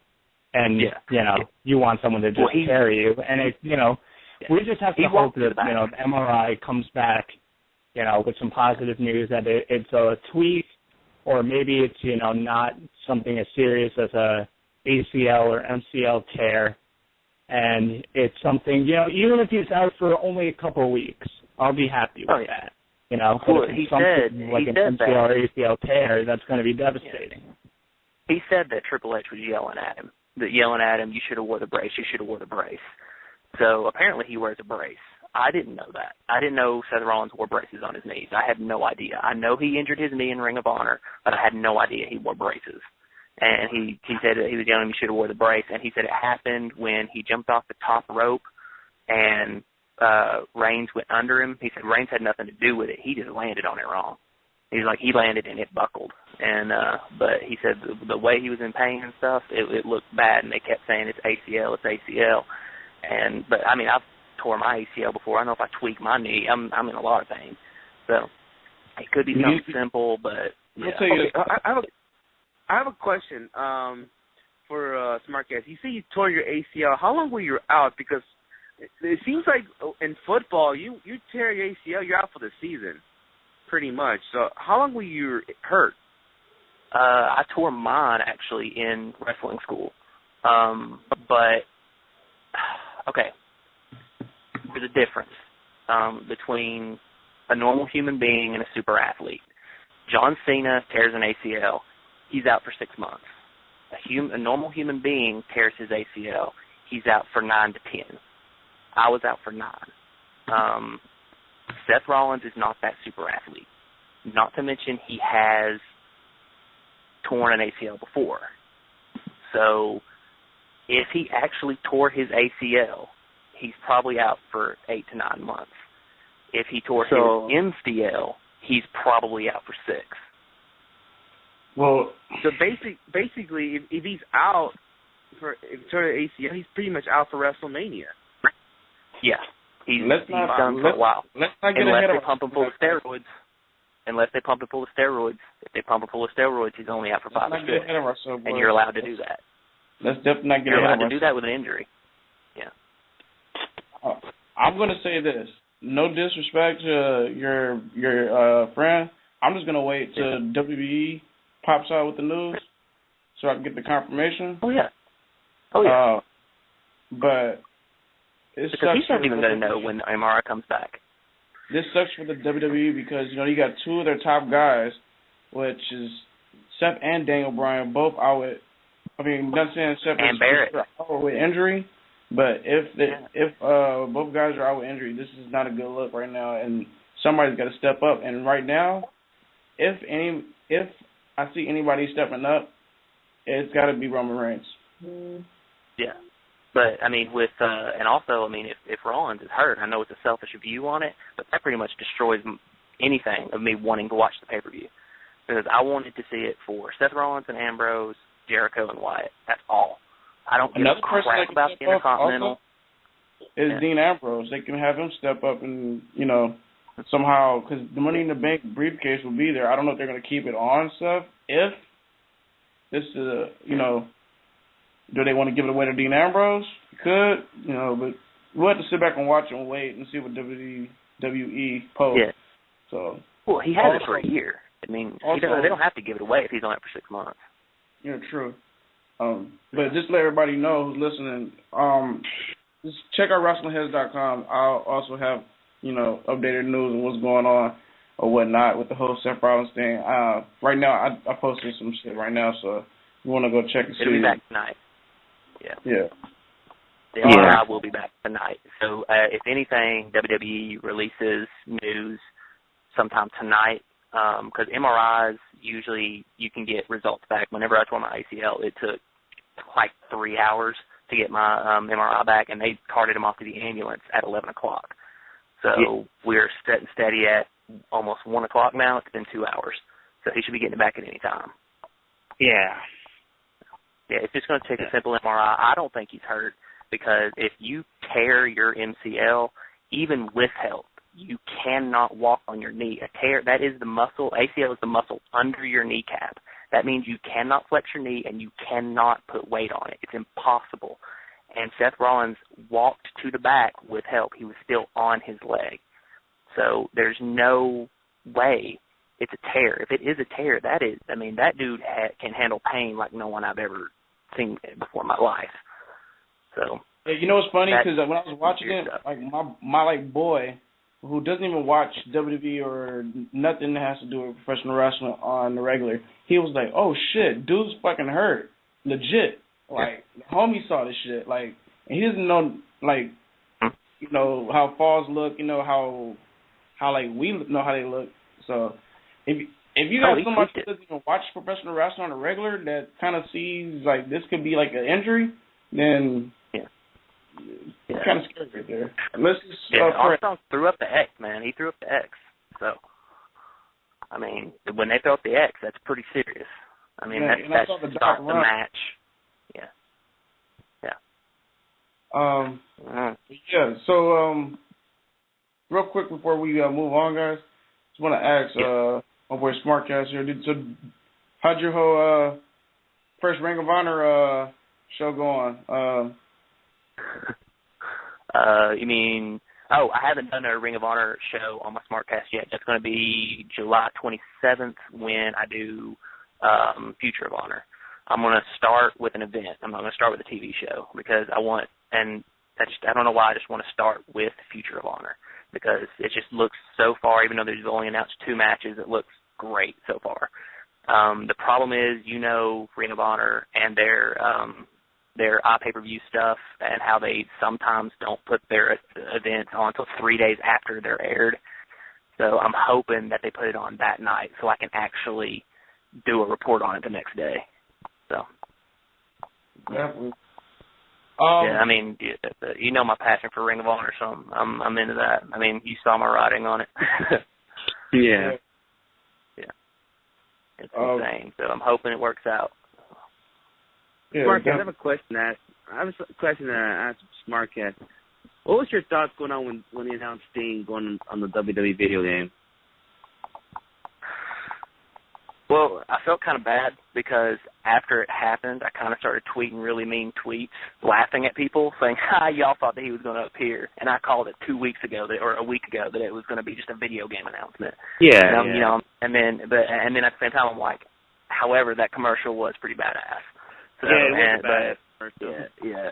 But as for, I'm sorry, man. I haven't been a fan of Sting since he became Crow Sting. I've hated him ever since because it's just he rips off a movie and then becomes famous. I mean, he's great in the ring, he's great on the mic, and he is a legend, he is an icon, but he's never been Daniel Bryan or something like that. He puts on good matches, but he's not the Undertaker.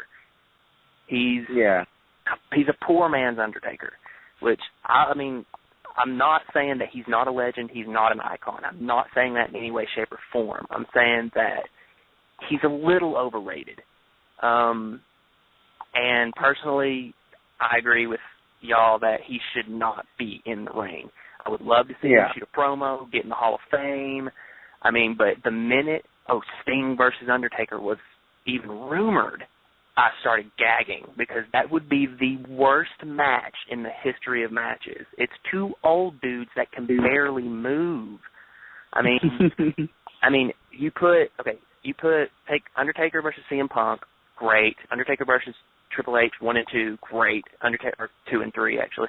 Undertaker versus Shawn Michaels, 1 and 2, great. The thing in between all those that they all have in common, he's in there with ring generals who can put on a show no matter who they're in there with. They can carry someone. And Undertaker can do that too. So they're great together. They play off each other. It's wonderful. But put him in there with Brock Lesnar, who is a super athlete, who's young, hungry, and gets a little excited sometimes. I called it 2 months before they even said Brock Lesnar versus Undertaker. I called it 2 months. I said Undertaker's going to get hurt, and he's going to get hurt bad. And that's what happened. Because you can't put Undertaker, an older guy, in there with Brock Lesnar. Yeah. Sorry to cut you off real quick. This is kind of a joke. Yeah. Well, he's not hurt too bad going to fucking Mick Foley's comedy shows. Yeah. Well, I'm talking about like the concussion. That's bad. That was Undertaker's 4th concussion now, and that's bad, man. That's not good. I mean, it's a complete accident, not in any way Brock Lesnar's fault, because that was just freak accident. He landed wrong. That's all it was. It's nothing on Brock Lesnar. Brock Lesnar's a beast. I have more respect for Brock Lesnar than most guys on the roster right now. You know what? For now on, I'm not calling him the beast. I'm gonna call him Plan C. So Plan C. Yeah, he's Plan C. Yeah. Definitely. Exactly. But I mean, you put that young hungry guy in there with the Undertaker, he's going to get hurt. And then you look at the 2 guys who are past their prime. I'm sorry, Undertaker is past his prime. His prime was probably Triple H too. That was the end. CM Punk versus Undertaker was great, but it did not match up with Triple H and Shawn Michaels. It didn't match up with those. To be honest with you, I just want to say one more thing about Taker, and then I'm done. Last match, I think Taker was him and Michaels. The first one was the last best match he put on, I think. So. Yeah. That's actually the general thought. I actually thought the other Shawn Michaels match and the 2 Triple H matches were good for what they were, because what they were was playing into Undertaker's weaknesses. Undertaker can't dive over the ropes anymore. He can't jump on tables anymore. He can't do that crazy shit anymore. So They played to his weaknesses. They did a nice technical grueling match, and it worked out. It was great. I mean, that Hell in a Cell Triple H match, dude, I was on my feet chewing on my nails. I was going crazy. Shit was garbage. Dude, that was an insane match. Yeah, but the CM Punk match had some of that. It wasn't even a Hell in a Cell match. It was like a fucking big Hell in a Cell with just them using fucking chairs. Like you know, you guys know how they didn't need the Hell in a Cell. They didn't need the Hell in a Cell. You're absolutely right. Yeah, it just worked out. And then, but like you put him in there with Sting. I mean, come on, dude. He hasn't had a good match since 2002, and he's always wrestling with his shirt on, and he's clearly out of shape and doesn't give a shit anymore. I mean, I just don't want to see that. I want to remember Sting for what he was, man. I want to remember the icon Sting, pre-TNA Sting. I want to remember that guy. I don't want to remember him as the guy who got in there with The Undertaker, both 60-year-old men and out of shape and just not up to it, and put on a bad show. Because people who have never seen these people before, like I grew up with them, people who have never seen these people before are like, who the hell are these two old dudes? And they get disappointed. I don't want people to see them in that light. I want them to show highlights, have videos, and say, this was Sting, Like, get out while they're getting good. Do CM Punk, man. Go out on a high note. Go out on top. Quit, leave, and say, this was my career. That's how you do it. Yeah. They have a chance to recover all that what you said. I mean, you probably will remember the Sting I was before TNA when all this ends, because it's gonna get there. They're not gonna acknowledge TNA at all. So no. Oh no. Well, I mean, when the mysterious Mexican called in and he said Bray Wyatt, and y'all were like, yeah, it'd be excellent promos. I'm like, yeah, it would be excellent. It would be excellent promos, excellent mystique, excellent spectacle, and then the match would happen, and it would just go because I don't think Bray can carry Sting. Bray's good in the ring. I just don't think he can carry him out, and I just don't see that being a great match. And I'm being a Ring of Honor fan. I would rather have a great match than all promos in a sucky match. I would that's just me though. I mean, I would rather know just simple. I'm going to beat you, and then fucking epic match than beautiful promos, and then the match happens, and you're like, what the fuck? All that build up for nothing, kind of thing. Well, and I'm all about the matches. To be honest with you, let's just all be honest. It's not gonna happen. It was just, Oh yeah, no way. But man, we want to actually thank you for calling in. I can put you on mute. You want to listen to the rest of the show, or maybe you can listen on the Blog Talk Radio. What you want to do? Yeah, I got it on Blog Talk in the ring. It's actually, in the ring. Well, I guess when me and my wife are fighting, it is a ring. But in the house, I got it on the computer in the house because I'm actually outside on the porch, and it's starting to rain again. It's been storming like a motherfucker out here. So, you want to go watch your Twitter or whatnot before we let you go? Yeah, absolutely. It's at minus Darren, MINUSDARIN, and you can catch me on YouTube on the Smartcast, and I'll be starting to cover Ring of Honor as well as WWE on, I guess, July 27th. That's when Future of Honor is, right? I'm not quite sure, but I'm pretty sure it is. That's their next event. Yeah, Ring of Honor's next event. So there you go. All right. Well, thanks for calling in, man. All right. Speaking of Future Honor, I believe didn't we talk last time they're gonna start the females of honor or something like that, Oscar? When we had I think when we had Lisa Sparks, she was mentioning about that. No? Something about, I forgot what was the exact name, but just imagine the Women of Honor. Huh? Women of Honor. Yeah. I think it was Women of Honor. Yeah. Women of Honor would be nice. Just imagine the girls over there. Candice LeRae, we go Yeah.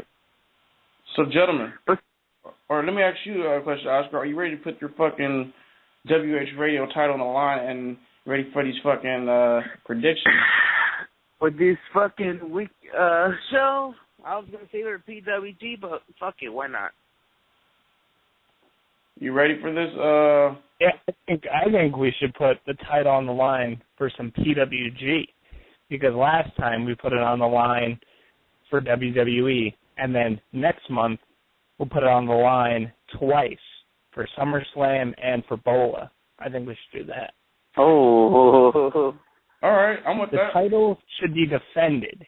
It shouldn't be a once-a-month thing. It should be as much as possible. That means he should put it on the line now and at 11 if he wins. Let's do it. Let's do it. Let's do this shit. Let's do this shit then. Kick off, pre-show match. The champ is here. Let me write this shit down. I actually have it. You know what? You fucking write it, because this paper's actually already written. All right. Let me write this shit down. I'll put OST. Ladies and gentlemen, we are starting to do our predictions, so if you want to join in with us, fuck it. Go for it. I'm ready. All right, kick off. We got Cameron and Champion. Go ahead, pick your pick first. What was that again? Cameron and who? Naomi? I'm thinking Naomi on this one. I'll be taking Naomi. Okay. Fuck Cameron. Guess you're going Naomi. Jack Swagger versus Rusev. I'm going Rusev right here. I'm going to go Rusev. Yeah, I'm going to go Rusev. This is a match I believe Jack Swagger should win, but I think they're just going to give it to Rusev. So. Chris Jericho versus Bray Wyatt. I'm going Bray Wyatt. All right. This is my little upset. I am going to go. It's either two ways it's going to happen. Either Jericho's going to win this match by DQ, or it's going to be a draw. Fuck. Because this is going to continue on. All right. I'm going to say Jericho by DQ. I'm gonna say Jericho for this one. Like I said earlier, I think this is going to be a little long of a feud, hopefully, unless they have other plans for Wyatt and Jericho for SummerSlam and Night of Champions. But I think Jericho gets the nod in this one, and then Wyatt wins at SummerSlam, and then their blow-off feud at Night of Champions. I think Wyatt picks up the victory then. So I'm going to go Jericho, though, for Battleground. Do you think Jericho is going to have a clean win over Bray Wyatt? Maybe. I think he's going to win this match. I'm not sure how. I'm not sure if, the Wyatt family is going to interfere and then, that's the DQ.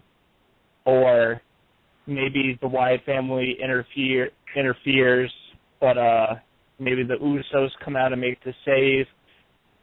And, Jericho, maybe Jericho sneaks one by, with like a small package or something. People forget that Wyatt has a clean win over Daniel Bryan. Just want to throw it out there, so you never know. So I'm saying Wyatt.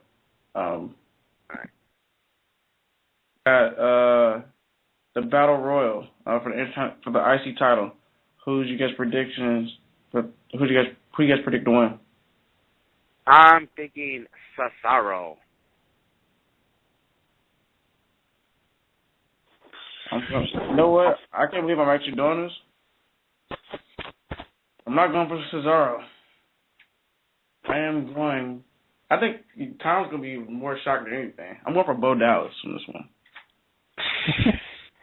one. Bowie, Michael. I'm going to go Cesaro on this one, but I won't be surprised if Sheamus wins it, and he's holding both titles. It wouldn't surprise me if he wins. You know what? Fuck that. I'm going my gut, and I'm going Cesaro, damn it. Fuck the bullshit. Fuck Bo Dallas, bro. Yeah. All right. I'm going to go Cesaro, too, but like I said, don't be surprised if Sheamus somehow wins. Seth Rollins versus Dean Ambrose. I'm going Rollins. Yeah. I mean, if it still happens. You know what? If it happens, I'm going to go Dean Ambrose.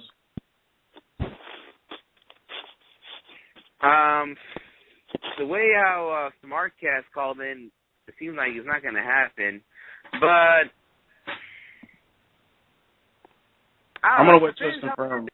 For now, I'm going for Dean Ambrose. Okay, just for right now, I'm going for Rollins. I mean, I'm going to go Rollins then. Fuck it. And you going Ambrose? I'm going Ambrose. Ambrose needs a W. He hasn't got one in a while. Yeah, but let's just say we're going to cross this out. Let's just say some stupid shit happens. Like, okay, Dean, you're going to have a replacement against this guy, and Dean Ambrose will win that match for sure. I'm pretty sure we'll talk about that. We should have done this prediction on Wednesday show better at. Paige versus AJ. I'm going to go, if this match still happens, I'm going to go with Seth Rollins. If it doesn't happen, then we'll see. Paige versus AJ. I'm going with Paige. Can't believe it. I'm going with Paige on this one as well. Like I said earlier in the show, she's going to do something to get her title back. Like, not a clean victory. She's going to either do something when the referee's knocked out or something's going to happen. You know what? I'm going to go against you guys, against my better judgment, and I'm going to say AJ retains. I think that Paige is going to do something, and it's going to cost her that shot, and then they're going to do a rematch at SummerSlam. Because, you know, I can understand them taking the belt off of Paige the way that they did, but then I can't see them putting it back on her so quick. So I think AJ is going to pick up the victory here.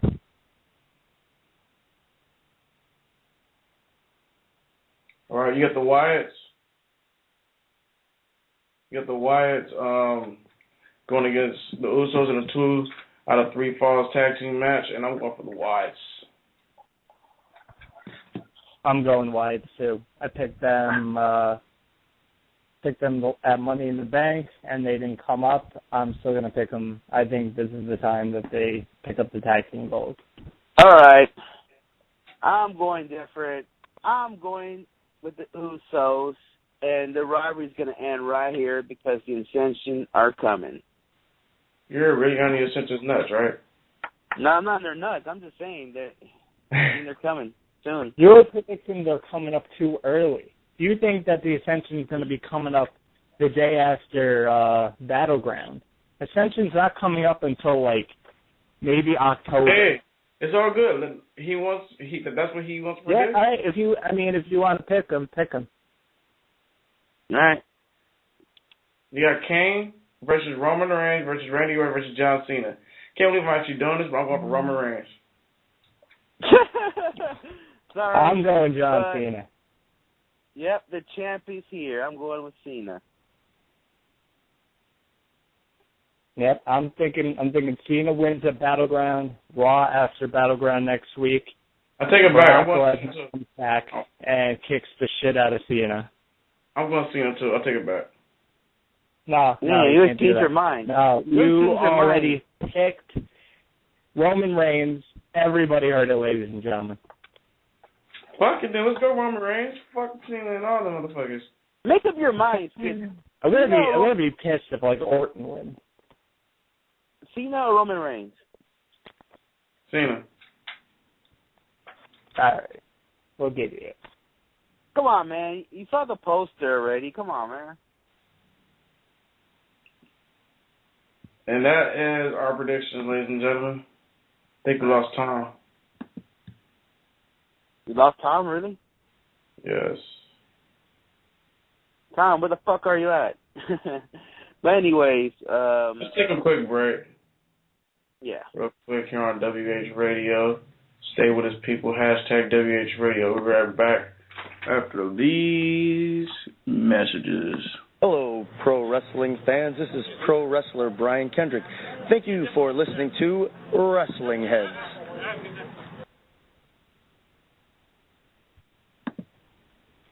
Yo, welcome to WH Radio. Today's show is brought to you by the good people down at WrestlingRambles.com. For the latest in wrestling news, in-depth blog, and hot topic discussion, hit up WrestlingRambles.com. Remember, it's not just any ramble, but a Wrestling Rambles. WrestlingRambles.com. And also special thanks to Ring Rust Radio and SLTDWrestling.com. Thank you for listening.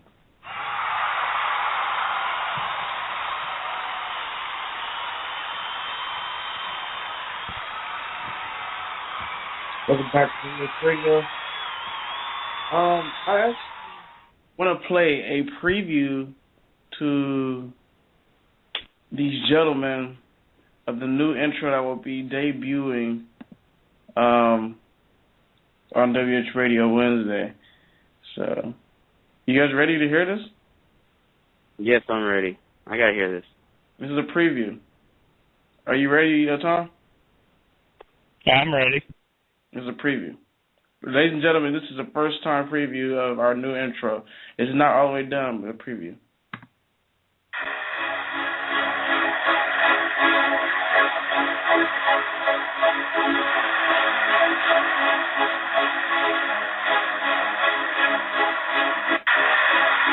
So y'all get. Okay. No Bo Dallas music. Disappointing.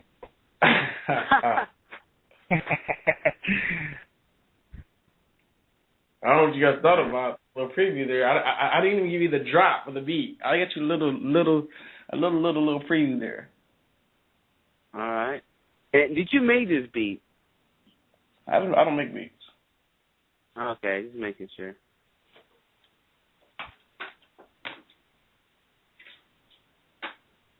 But yeah. But anyways, hold on. I just want to say something. The fucking Juicy product, they have more gold now. What the fuck? Product. Yeah, Juicy product is a brand new WSU Women's Tag Team title. Yep. What the fuck? Juicy product taking over every belt. Women's, men's, midget wrestling, whatever. Yeah. Shout out to JT Dunn, our boy, and shout out to David Starr. Man, you know what? We gotta freaking bring his ass back. We have to bring him back. With Tom on this time, it would definitely be cool. Yeah. We gotta bring him back. Remember, JT Dunn liked our old intro music, which you're still using that. And not only that our episode with JT Dunn is now available on YouTube, so check it out. Go to our channel, youtube.com/WrestlingHeads. I just posted over the weekend, so you gotta check that out if you guys want to check it out. So yeah, and we gotta bring him back. Fuck it, bring David Starr in too. The Juicy Product are fucking. They're red hot right now as a tag team. They're winning every belt. Fuck it, they might end up winning the WWE tag team battles. Fuck it. Also, ladies and gentlemen, we have the Kimberly interview now on YouTube on Wrestling. Yeah. On youtube.com/WrestlingHeads. Rocky Romero returns. His part, the second interview is up there now. And the Shoot the Shit from last week. The Shoot the Shit show from last week is up, and Shane Strickland's too, and WS200. Yeah, and I want to thank most of you guys for checking out the Lisa Sparks one. I mean, that's getting a lot of views. So just if you view that show, tell your friends about it and continue on, because I guess we did a good job on that one, getting a lot of views on that. Yeah, man. But yeah, we are actually running out of times, so we might as well throw out everything that we have here on Wrestling Heads that has to do with Wrestling Heads. So what you guys should do is go to ProWrestlingTees.com/WrestlingHeads and choose one of the beautiful T-shirts that were designed by some of our good friends out there. So support us with that. Buy a T-shirt so we can keep the show going. Like us on Facebook, Facebook.com/WrestlingHeads. Twitter, follow us at WrestlingHeads. We're on Tumblr, WrestlingHeads. Just about everything is WrestlingHeads. YouTube.com/WrestlingHeads. Follow me at WH Skits, by the way. That is me. Your boy, Skits. Catch me at the shows, too. PWG, Santino's, all that. SoCal. Yeah. All right, well, you can follow me at Sinister632 on Twitter. Thanks, you guys, for keep following me. I reached 500, so thank you for that, and let's keep on going. And, also on Instagram as well. Follow me there, and check out WrestlingHeads.com. Check out my classic match of the week. My match I picked was Kenta against Bryan Danielson from Noah in 2008, so check that out. And I post my WH Top 10, finally. So, check all that stuff out. Check out WrestlingHeads.com. And you can follow me at tweet me. Also be sure to check out Wrestling Heads YouTube. Check out WrestlingHeads.com. Subscribe to us on iTunes. Check out ProWrestlingTees.com. And be sure to listen to us every Wednesday on Blog Talk Radio, 11:30 Eastern, 8:30 Pacific time for all you Californians over there, all you SoCal people. Yeah. And that's all it for me. Yeah, definitely. Yep. I think that's for Monday night. Shoot the Shit Wednesday.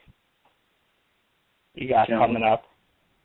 Yes, and hopefully on Wednesday we know more of Seth Rollins' injury, and let's just hope he's okay. Let's just hope this torn ACL thing is not. It's not going to happen. So. Yeah. Wednesday we'll talk some Kenta signing with WWE. Get our thoughts on that. Get your thoughts on that. I got some news in the G1 Climax. Talk some Ring of Honor. I want to talk some Ring of Honor. We can do that too. Yeah. And I got some news on the G1 Climax too. Yeah, there's that whole thing with, is it going to be available on iPay-per-view or not? All I got to say, it's definitely positive, people. So make sure y'all tune in on Wednesday to hear what we got to say. So until next time, I'm Skitch, that's Tom, and that's Oscar, and we are Wrestling Heads. Peace. What time is it? WH Radio.